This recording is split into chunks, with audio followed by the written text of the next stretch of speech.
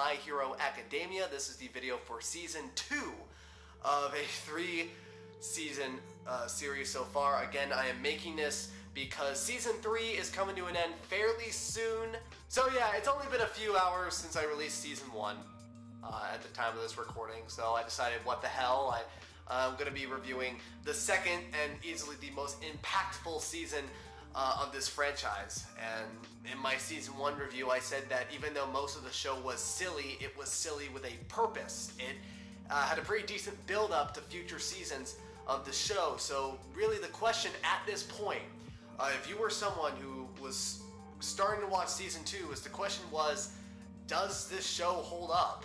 It does have a really good build-up, and for anyone who's seen the show, you probably already know the answer. But again, this is for people who've never seen the show before or really forgot all the details about it, because again, there's a certain number of people who don't know what the show is that I will gladly introduce them to, and there will be spoilers, so I am going to warn you on that. I apologize for not warning you that there are going to be spoilers in Season 1, but there's also going to be spoilers in Season 1 if you haven't seen Season 1 yet. So with that out of the way, there's really only one way to find out exactly if this show really holds up after Season 1, and that is to review Season 2 of My Hero Academia. So, without further ado, here is Season 2 of My Hero Academia.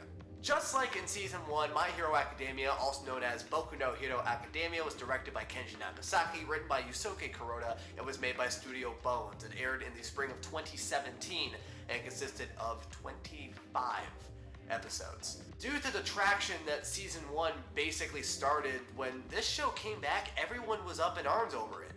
Everyone loved it. But unfortunately, this was also when people started to hate the show as well, mainly because of how popular the show was, and it didn't really help that Crunchyroll decided to pull a Yuri on Ice with Season 2 after it ended. For people who don't know, Season 2 of My Hero Academia was heavily represented at the 2017 Crunchyroll Anime Awards, and it was nominated for 8 categories, which included all the character awards like Best Hero, Best Girl, and Best Boy, which had 2 nominations, and Best Villain. It had gone so out of hand during the Crunchyroll Anime Awards that even the commentators admitted that My Hero will end up just winning every award that it was nominated for, just like Yuri on Ice. My Hero Academia is like killing it tonight. They're killing it tonight. It's a big favorite. I mean, as expected, that Season 2 was just killer, and yeah. we very much are aware of that. Taking over. Actually, we out here taking over. But guess what? They didn't.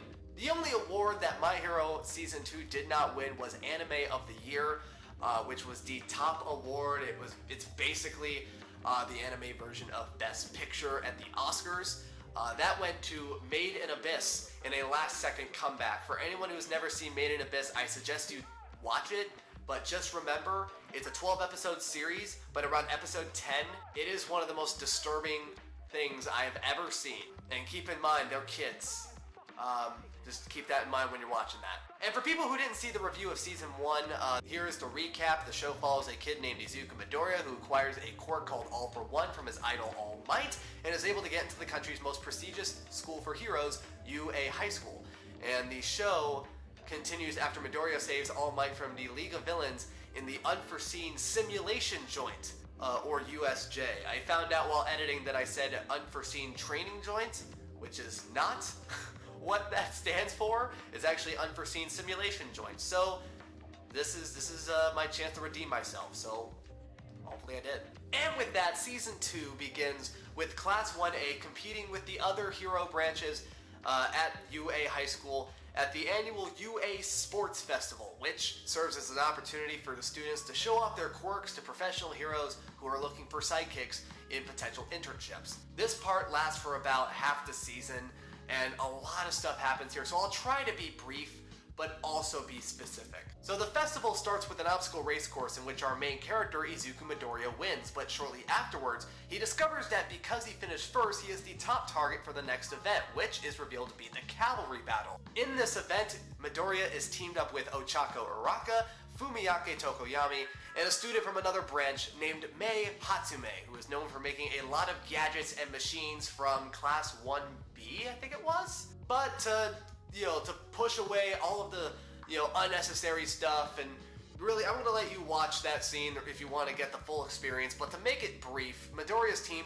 barely gets their foot in the door and gets the fourth and final spot for the final battle tournament as, again, they get the final spot. Now, in this instance, not only do we see the final battle tournament during these next few episodes, but it's also at this point that we see the backstories of some of the characters other than just All Might, kinda, Midoriya, and the biggest dick in anime, Bakugo Katsuki.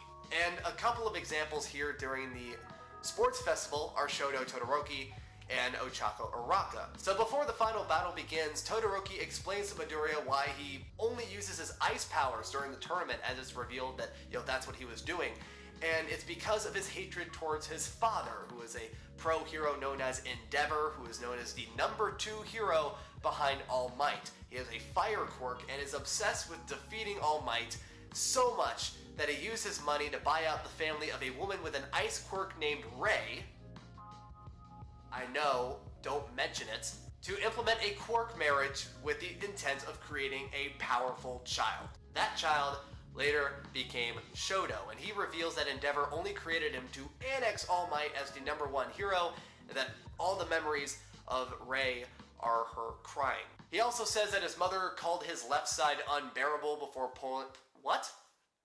When the hell did I write that? He also says that his mother called his left side unbearable before pouring boiling water on his face, and the reason Shoto had picked a fight with Izuku earlier in the festival was because he wishes to show his father that he can win the festival without using his fire power, and that he got the assumption that, considering that Shoto is the son of Endeavor and is basically helping out with Endeavor whether he likes it or not, he assumes that Izuku is helping out with All Might, who Endeavor is trying to beat. Meanwhile, in Uraraka's case, before the festival began, she told Midoriya and Student Council President Tenya Aida that she wanted to become a hero to financially support her family because business is slow for her parents' construction company. Fast forward to the final battle tournament where Uraraka is eliminated by Katsuki Bakugo. Again, I should mention, it's the biggest dick in anime, yet everyone loves him for some reason.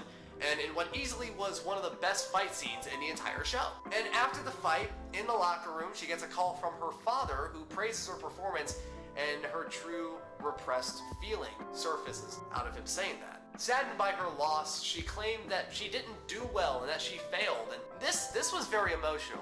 Her father continues to encourage her, and she gets more and more emotional as she admits to wanting to help her parents out sooner than later, and her emotions pour out into tears eventually. And her father says he believes that she'll become a great caring hero and that he is immensely proud of her. This was a scene that if you did not tear up, feel emotional, or in some cases cry after seeing it, I don't want to hang out with you.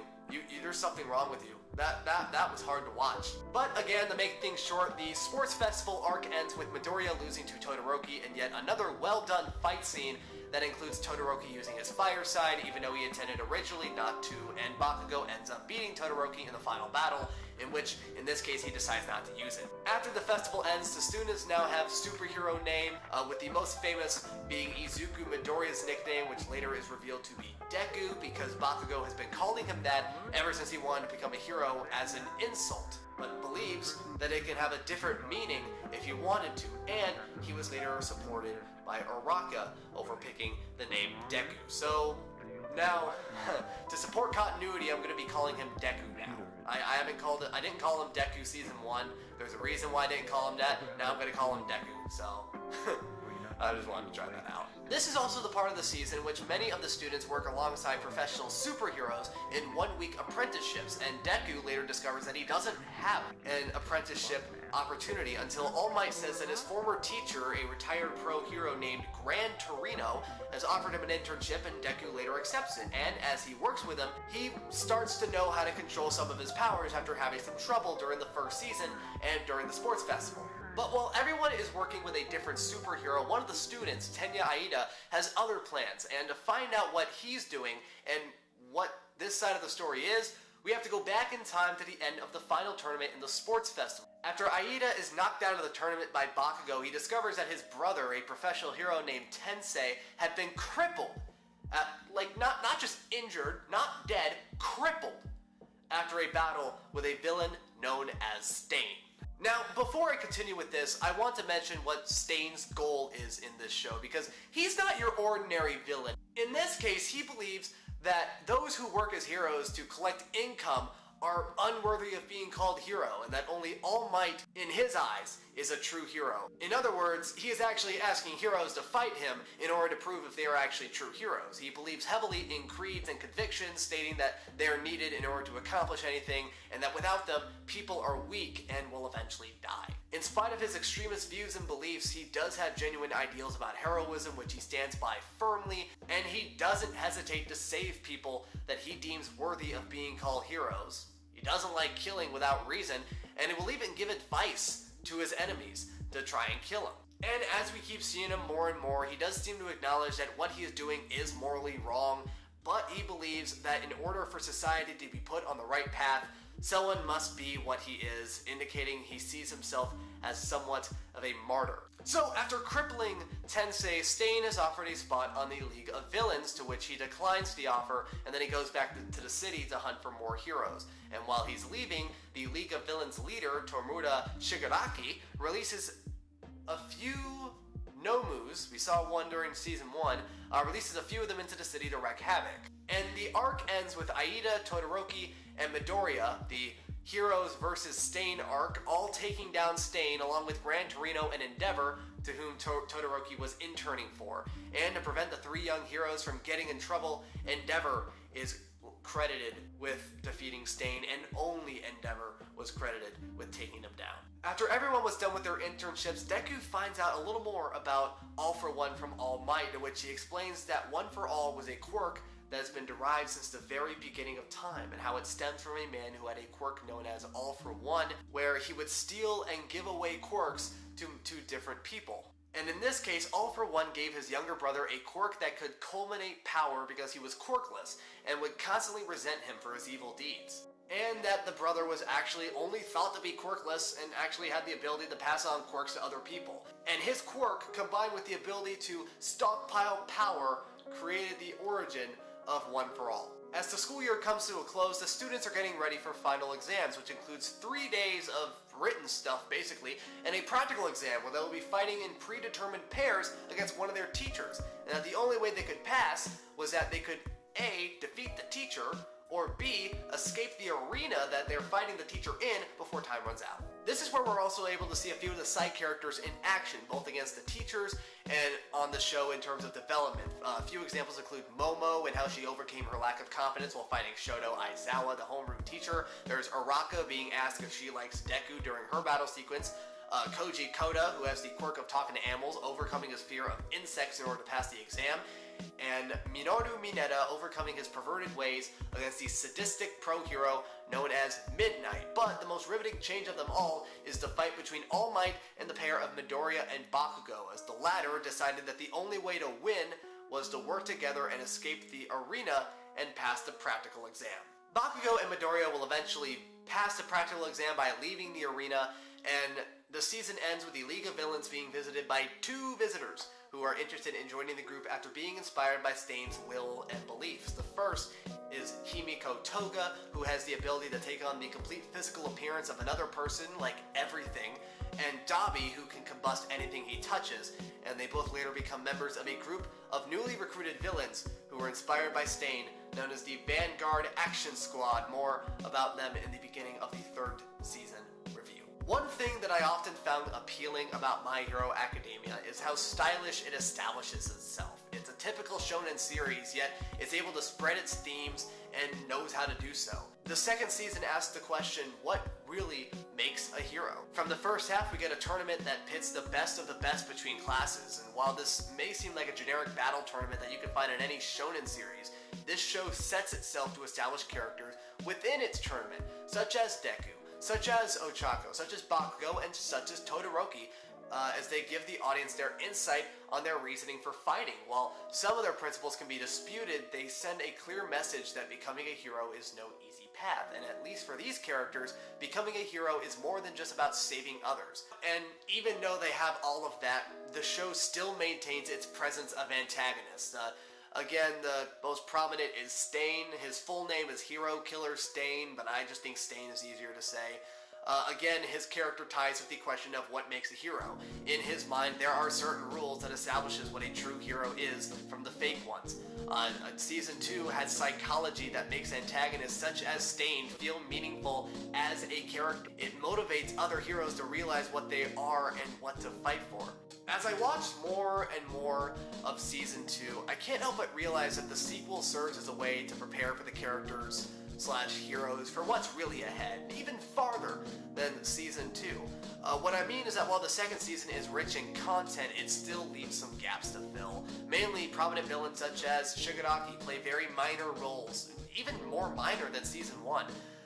Despite establishing themselves as a dangerous threat from the first season. All Might also plays a lesser role in this season despite still being the main hero, and although his role is still important for Deku's character development, it feels that his character dynamics with him is less than Season 1. And while most characters did get some time to shine, others are left with less memorable moments or comic relief, like Mineta. And even though the only thing that goes through his mind is girls, there are times where he is pretty funny. It's just that, we didn't get to see him that much in Season 2. And finally, Season 2's storytelling can occasionally feel stale at times with the Academy setting and the Academy themes that we are all too familiar with. But luckily, the comedy gives the fan its entertainment value that is deceptively fun to watch. Bone Studio once again returns with their animation quality, and I must admit, Season 2 sets the bar higher for its stylish animation. Battle scenes from the festival arc in particular stand out and is just simply mesmerizing, and the fight, especially between Deku and Todoroki, is especially noticeable, and it captures the stellar choreography as I'd expect to see from a studio like this, and it ended up as being one of the most famous moments in not only this season, but in anime in general in the year 2017. The camera angles in this season feel smooth, with vibrant colors and body movements. However, there are a few scenes that feel stagnant, especially during the fight with Stain, but it's nothing too serious, it's nothing too distracting. And the character designs in this sequel also remain memorable for characters ranging from the barbaric design of the villains, pro-heroes, and our main cast.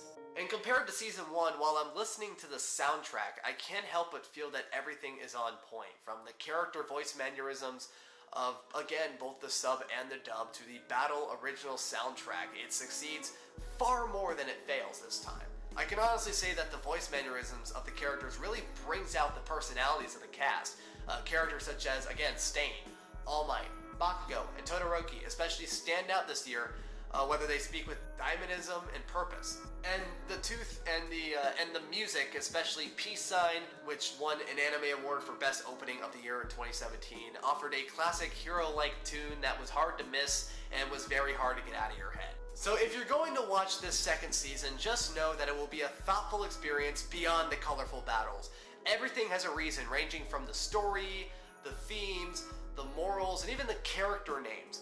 I thought those were pretty cool as well. But I can't say this enough, but Season 2 really brought out what I'd expected as an adaptation. It's faithful on most parts and left me hungry for more with each episode that keeps coming into either Crunchyroll or Funimation or Verve or whatever's streaming it. But with that being said, Season 2 is still far from resolving the end story. It actually feels more like it's building up for more as certain characters are foreshadowed and more threats loom in the horizon for the main characters. However, I came into the show with high expectations and I was left with awe. So, going back to my question, did Season 2 hold up as a decent anime after what we saw in Season 1? Yes. A lot, actually.